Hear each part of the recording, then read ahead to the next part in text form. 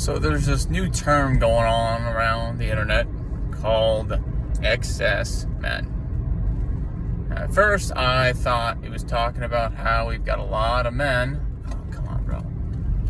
We've got a lot of men in life who feel like they're being treated as extras in society and they're not important. Found out that's not what it actually means. It's worse. Excess men, the term, essentially means that there are a class of men in society who are excess. They are the guys who got left behind. This is the motto. This is the mindset. And frankly, I despise that concept. I despise it to my core, and I disagree with it.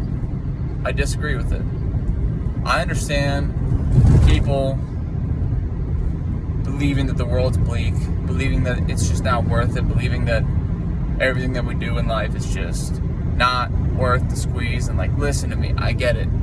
In some ways, that's true. But not for all of it. There are no excess men in society. Men are the backbone of the physical workforce in America. Truckers, railroad operators and laborers, warehouse workers, all the heavy lifting, crappy jobs nobody wants. Excess men do those jobs. In fact, I'm going to stop calling them excess men. Men do those jobs. Without excess men, America falls apart. The real issue here is not that we have excess men. Okay, that's not the problem. The problem is how we are treating men as a whole. And this is not anything new. Okay? Men have always been disposable in society. This is just a fact. You can disagree with me if you want, but this is what I believe to be true.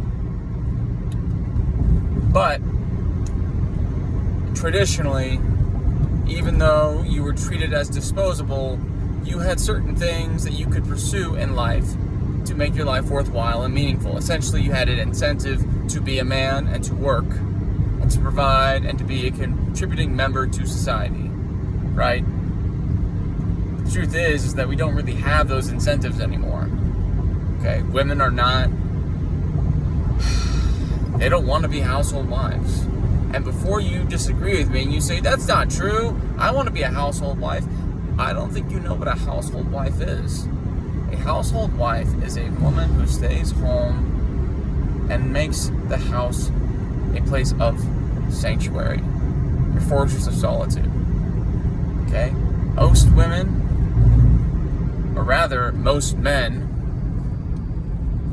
when they give reports about marriage and they talk about their life, do you know what they usually tell individuals that are about to get married? And by individuals, I'm referring to men. They say goodbye to your freedom, and they laugh about it. They say, hey, just remember, happy wife, happy life. All this stuff, it's completely ridiculous.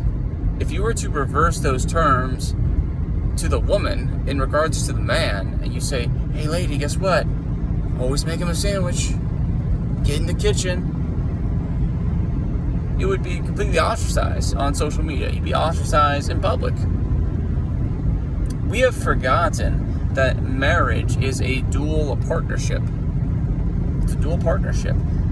But we are still treating men as if they are getting the other 50% of the marriage, but they're not.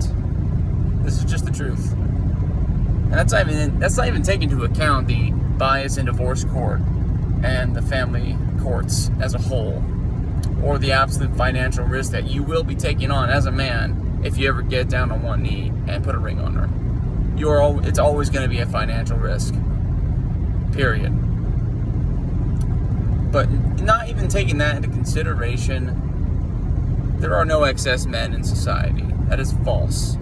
There are men who are no longer being given the things and the incentives to be contributing members.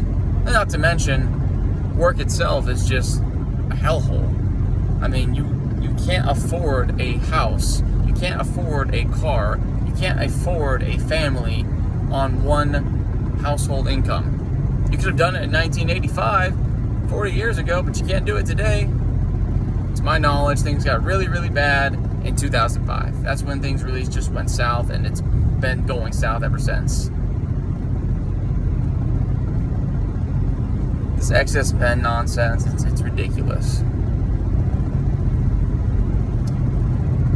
People don't understand how much influence social media has on people in general, let alone young, impressionable people. Okay? You need to stop beating down on young men. The amount of insults and the amount of negative connotations I hear in regards to young men being called basement dwellers, men being called neats, men being called stay-at-home sons.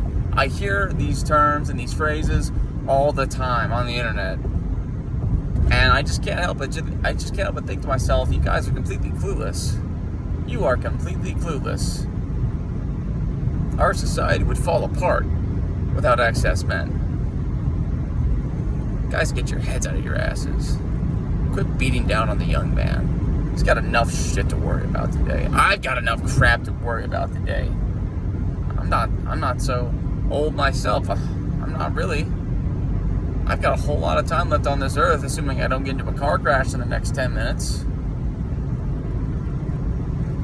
Point is you guys are hearing all this nonsense about stay-at-home sons or needs or freaking incels or all this trash.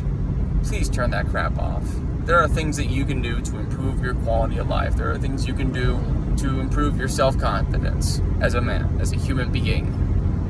Alright? It doesn't have to be the freaking gym, by the way. Gym's nice. I like the gym. It doesn't have to be the gym. Okay? Go outside. Go for a walk every day. Get some sun on your freaking chest. Eat some real fucking food. Meat. Eggs. Cheese. Cut out all the crap. Cut out all the sources of stress in your life if you're able to. Enough of this nonsense. There are no excess men. There's just men who are tired of being called excess.